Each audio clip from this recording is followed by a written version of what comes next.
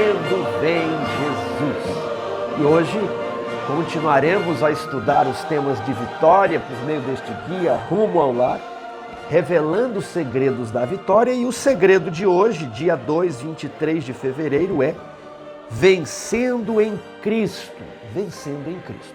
Você sabe que Cristo está vindo com todos os seus anjos.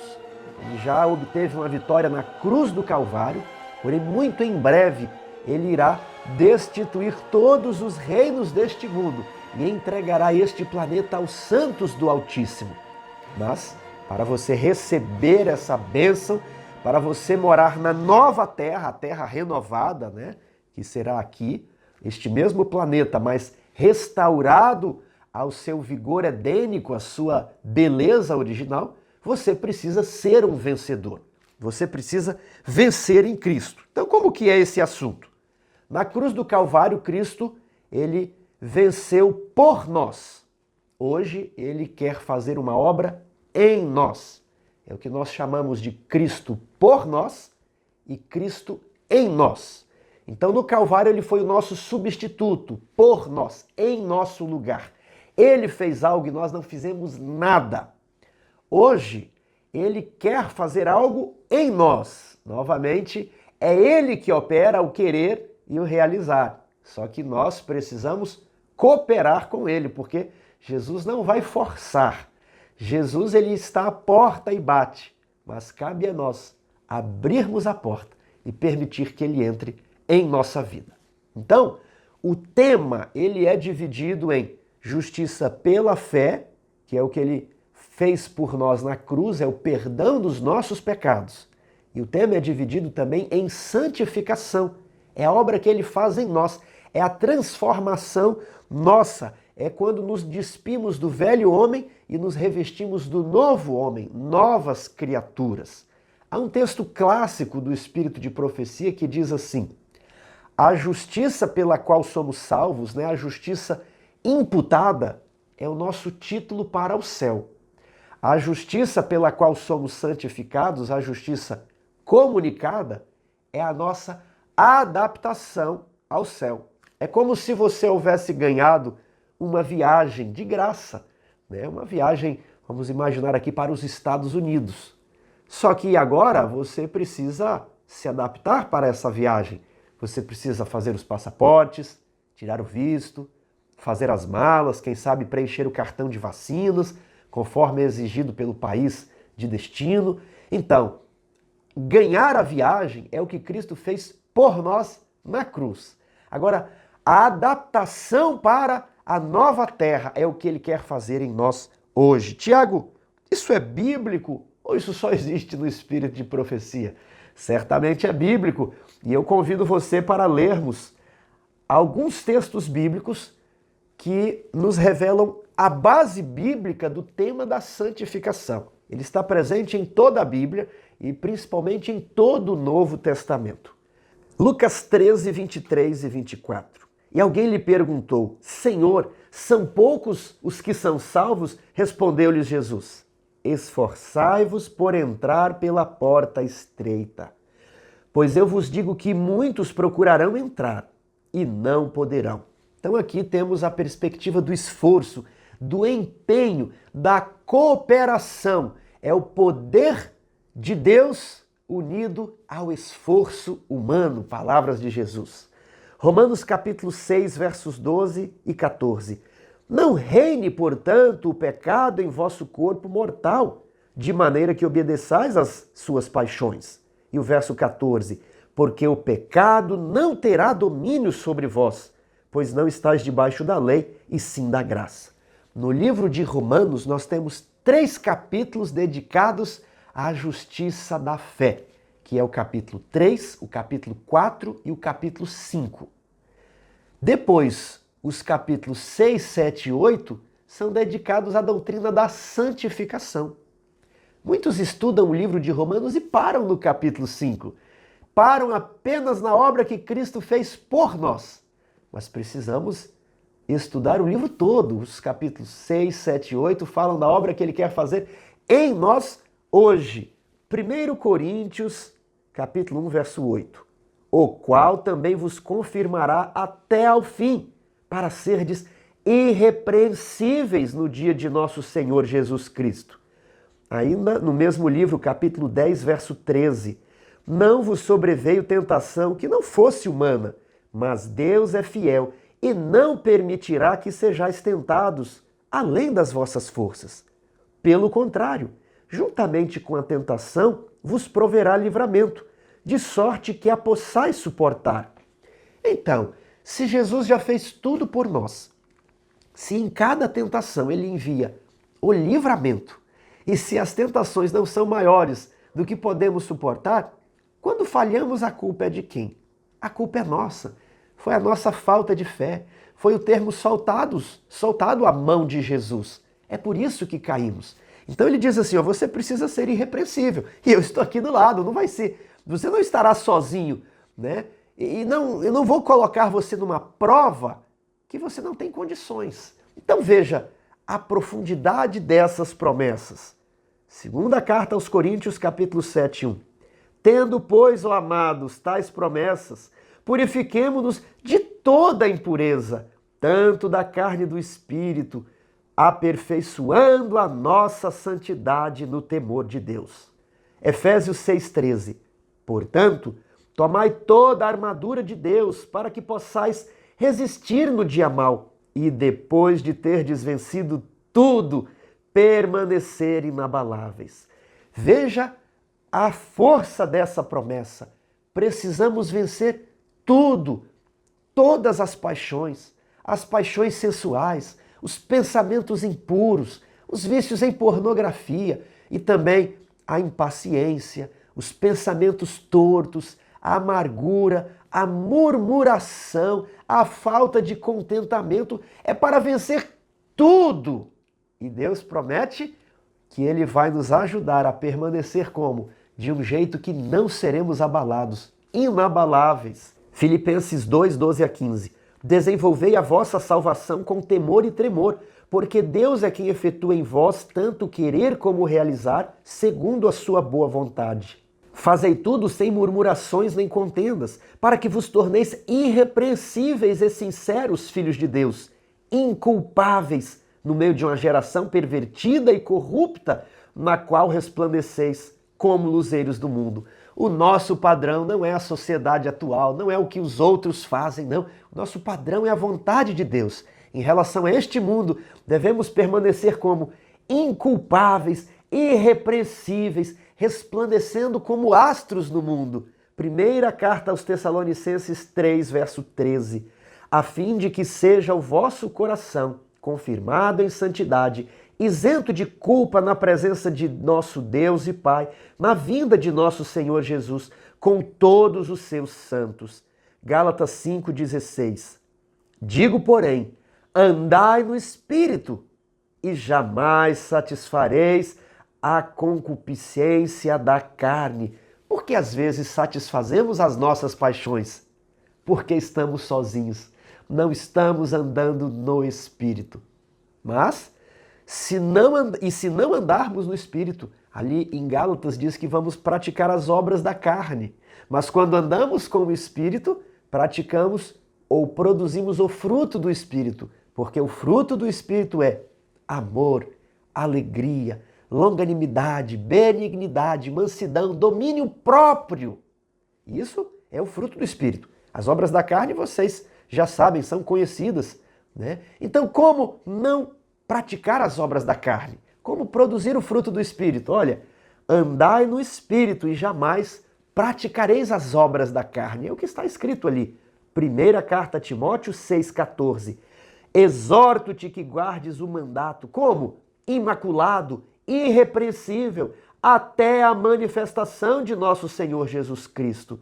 Timóteo era um jovem. E qual foi a orientação de Paulo aos jovens? Para que eles sejam imaculados, irrepreensíveis, missionários, pregadores da palavra. Hebreus 12,14. Segui a paz com todos e a santificação, sem a qual ninguém verá o Senhor. Vamos para o texto de 2 Pedro 3,14. Visto que todas essas coisas hão de ser assim desfeitas, deveis ser tais como os que vivem como? em santo procedimento e piedade. Olha, por essa razão, pois, amados, esperando estas coisas, empenhai-vos por ser desachados por ele, em paz, sem mácula e irrepreensíveis. Muitas pessoas pensam que elas serão irrepreensíveis na glorificação. Mas, querido irmão, quando fechar a porta da graça, se você não for irrepreensível, a sua sorte será com os ímpios. Então veja a força do texto. Ser achado. Quando ele vier, ele vai achar quem? Os irrepreensíveis, né? Ele não é a partir dali que você, né, vai mudar de vida. Você já terá de ter mudado. Então, quando ele vier, nós temos que nos empenhar hoje para sermos achados, encontrados sem mácula e irrepreensíveis. Tiago 4,7. Sujeitai-vos, pois, a Deus, mas resisti ao diabo, e ele fugirá de vós. Judas 24. Aquele que é poderoso para vos guardar de tropeços e para vos apresentar com exultação, imaculados diante da sua glória. Olha, ele nos guarda não só de cair nos grandes pecados, mas ele também nos guarda dos tropeços. Existem pessoas que pensam que ele nos guarda apenas de cometer os pecados dolosos, de mão levantada, aqueles pecados intencionais, não é mesmo? E há pessoas que acham que não. Os pecados aqui da impaciência, que é um pecado culposo, né? Os pecados aqui, aqueles sem querer querendo, aqueles não intencionais, né? As pessoas pensam, bem, esses aí, Deus não nos guarda. Né? Esses pequenos tropeços, isso vai ser normal. Não, o texto diz que ele nos guarda, inclusive dos tropeços. Eu fico perguntando, qual é o pecado que nós poderemos praticar até a volta de Jesus? Se você sabe, né? Eu nunca vi ninguém me dizer qual é o pecado. Fala assim, Tiago, tal mandamento nós poderemos quebrar até a volta de Jesus. Dê um exemplo, vamos ser práticos. Se existe um pecado que nós poderemos praticar até a volta de Jesus, você escreva nos comentários. Eu não conheço aquele que podemos praticar. Eu sei os muitos pecados que eu pratico, né? Mas eu não sei qual deles eu vou poder praticar até a volta de Jesus. Temos de abandonar todos. Misericórdia, eu preciso abandonar tudo. Apocalipse 14:12. Aqui está a perseverança dos santos, os que guardam os mandamentos de Deus e a fé em Jesus. Que maravilhosa promessa! Aqui está os que guardam. Esses são os que vão proclamar as 3 mensagens angélicas. O texto está em Apocalipse 14. É o caráter dos 144 mil. Aqui está os que guardam. Não diz aqui está os que não guardam. Não, aqui está os que guardam. Eles têm a fé em Jesus e eles têm as obras em Jesus. É Cristo neles, é Cristo que produziu a obra neles, né? Então, é o que Paulo fala lá em Colossenses capítulo 1, 23.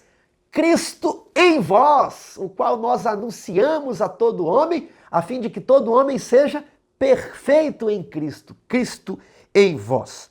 Vamos ver agora as notas aqui da nossa revista. O que é santificação? Já falamos, é a conformidade com a vontade revelada de Deus, com tudo que está na Bíblia. Santificação é a conformidade com todas as orientações do Espírito de profecia. Eu tenho aqui o livro Evangelismo. Se você quer andar em conformidade com a vontade revelada de Deus sobre evangelismo, aí você vai seguir isso daqui, né? Não pode tirar evangelismo da cabeça, né? Então, santificação é a vontade revelada de Deus em todas as áreas. E nós temos ali no Espírito de profecia a vontade de Deus sobre a saúde, sobre alimentação, sobre vestuário, sobre namoro, casamento, criação de filhos, entretenimento. Muitas vezes os cristãos estão fora da vontade de Deus em relação ao entretenimento. Hoje em dia os cristãos fazem coisas que para os primeiros cristãos seria uma abominação. A igreja dos apóstolos, a igreja de Éfeso, a igreja de Esmirna jamais concordaria com o que é chamado hoje de entretenimento cristão, não é mesmo? Então santificação é você se abnegar e se abrir a toda a vontade revelada de Deus, o linguajar do cristão, né? Todo estilo de, falando em estilo de vida, é todo o estilo de vida que Deus orienta ao cristão. As cartas de Paulo são cartas de estilo de vida, né? Então, no dia de sábado do jejum, você pode estudar aqui, o estilo de vida adventista. Está aqui no final. Nós vamos gravar, não sei se um vídeo, se vamos dividir em dois, para estudarmos esse estilo de vida adventista. Não pode ser tirado da cabeça. Tem que ter base na Bíblia, não é? Muitas vezes as pessoas fazem perguntas, né? Mas que mal tem? Mas será que Deus não gostaria? Não é assim. Tem que ser respondido o que Deus quer, né? Tem que ser respondido com um assim, diz o Senhor, não é mesmo? Então, repito, a santificação é a conformidade com a vontade de Deus. E se você não lê a Bíblia, se você não lê as cartas de Paulo, você não vai saber qual é a vontade de Deus. Se você não está lendo os livros do Espírito de profecia, a mensagem para o povo que está vivendo no tempo do fim, você não vai saber qual é a orientação de Deus para o seu estilo de vida. E como é que você vai se santificar, né? Aqui na Bíblia está tudo resumido. Ali no Espírito de profecia está tudo bem explicadinho nos mínimos detalhes. Então, o que santificação não é? Santificação não é sentimentalismo. A santificação bíblica não consiste em emoção forte. É nisso que muitos são levados ao erro. Fazem dos sentimentos o seu critério. Quando se sentem realizados ou felizes, julgam-se santificados. Isso aqui é um erro tremendo. A pessoa chora durante o sermão. Não é santificação, né? Na verdade, os apelos eles deveriam ser menos emocionais e mais racionais, né? É claro que a verdadeira santificação leva você a chorar. Por muitas vezes você vai contemplar Cristo na cruz do Calvário, com as mãos perfuradas e a fronte desfigurada por aquela coroa maldita de espinhos. E você vai cair em lágrimas ao ouvir a voz dele dizendo: foi por você. Por vezes, vamos ser levados às lágrimas. Mas estar em lágrimas não quer dizer que você conformou todo o seu estilo de vida, né? Os seus pensamentos e sentimentos à vontade de Deus, né? Quando às vezes as pessoas cantam músicas, não, estou santificado. E muitos chegam ali a ficar pulando, dançando, né? Pulando eufóricos nas igrejas e achar que aquela euforia é a santificação. É pelo contrário, o apóstolo retrata a santificação como um espírito manso e quieto. Paulo chama os jovens não a um pular eufórico, alucinado, mas chama os jovens à sobriedade. Sede sóbrios, sede padrão em todas as coisas. Veja só a inversão de valores do mundo moderno. A verdadeira santificação é obra diária, contínua, enquanto durar a vida. E cada vez mais, mesmo na eternidade, vamos continuar aperfeiçoando o caráter. Não termina nunca, irmãos. Mas é claro, hoje você tem que estar com a consciência limpa, tudo bem? De nada me argui a consciência, diz o apóstolo Paulo. Mas nem por isso ele, né, se dá por, olha, eu parei aqui, está tudo bem, cheguei no final da linha. Não. O aperfeiçoamento do caráter, ele começa hoje, ele continua amanhã e ele não termina nunca, nem na nova terra, tudo bem? Mas você precisa estar sempre se conformando com toda a vontade revelada de Deus. Necessidade de renúncia, sim, óbvio. Você acha que não vai ter de renunciar nada? O que foi que Cristo renunciou por você? Veja o hino, na cruz morri por ti, ó pecador. Né? Deixei no céu meu lar, ele trocou, né? Em vão eu não troquei a glória pela luz, em vão não permutei o trono pela cruz. No céu deixei por ti meu lar, fui peregrino aqui, não queiras, pois, desculpas dar. Que fazes tu por mim? É a letra do hino, na cruz morri por ti. Unicamente aquele que se reconhece como pecador poderá apreciar a graça de Cristo, poderá ser salvo por Cristo. Quem não sente que tem que mudar nada, não conseguirá ver o que Cristo fez por ele. Quem não se sente egoísta, quem não se sente perverso, quem não se sente corrompido, não apreciará a pureza. Queridos irmãos, eu nunca apreciei a pureza eu sempre apreciava a impureza. Talvez é porque eu assistia muitos programas de TV, mas eu queria ter tatuagem, eu queria, né, usar aquelas camisas bem pop, né, bem jovens, eu queria um corte de cabelo, né, sofisticado de acordo com as modas do mundo. Meus pais queriam me pentear, assim, aquele cabelo igual está hoje aí, né, dividido para o lado. Eu falava, pai, ninguém vai querer me namorar, né, eu tô com essa cara de crente, as pessoas acham que eu não vou fazer nada de errado, que eu não topo nada. E meus pais, não, você não tem que fazer nada de errado. Então eu queria usar um cordão, né, aquela roupa, aquele short que ele fica no meio do quadril mostrando ali a sunga, a cueca. Então, eu não gostava da pureza. E Jesus teve que trabalhar em mim para que eu pudesse começar a gostar da pureza, de querer estar perto de pessoas puras, pessoas que não falam palavrões, né? Pessoas que querem fazer tudo certinho. A nossa natureza é inclinada ao mal, nós não queremos fazer tudo certinho. Mas nós precisamos reconhecer essa nossa inclinação para aspirar, desejar a pureza.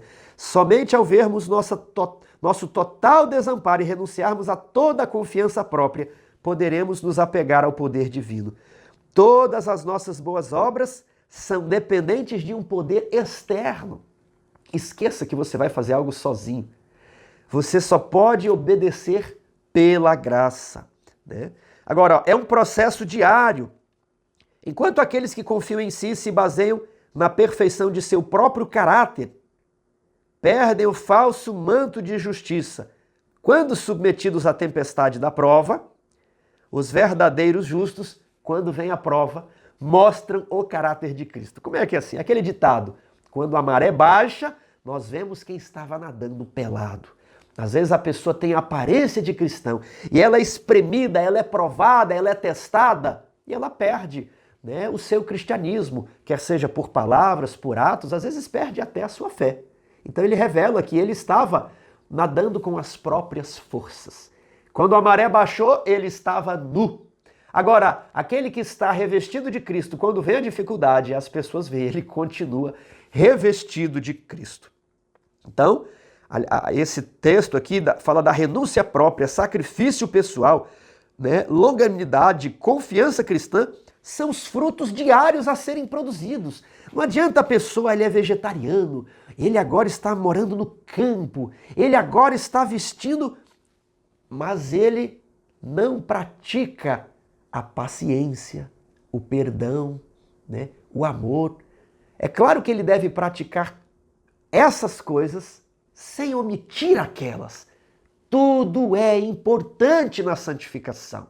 Muitas pessoas falam assim, mas o fulano de tal, ele não usa joias, né, mas usa uma roupa inapropriada. Olha, que bom que ele, né, acerta num ponto, agora tem que acertar em todos. Você entendeu? Não adianta querer desclassificar a santificação dizendo que ele está em falta em um ponto.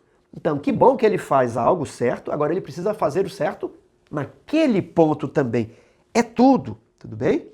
Dependência de Deus. O verdadeiro seguidor de Cristo não fará pretensões arrogantes de santidade. É pela lei de Deus que o pecador se convence de seu erro. Ele vê sua própria pecaminosidade em contraste com a perfeita justiça imposta por ela, e isso o conduz à humildade, ao arrependimento.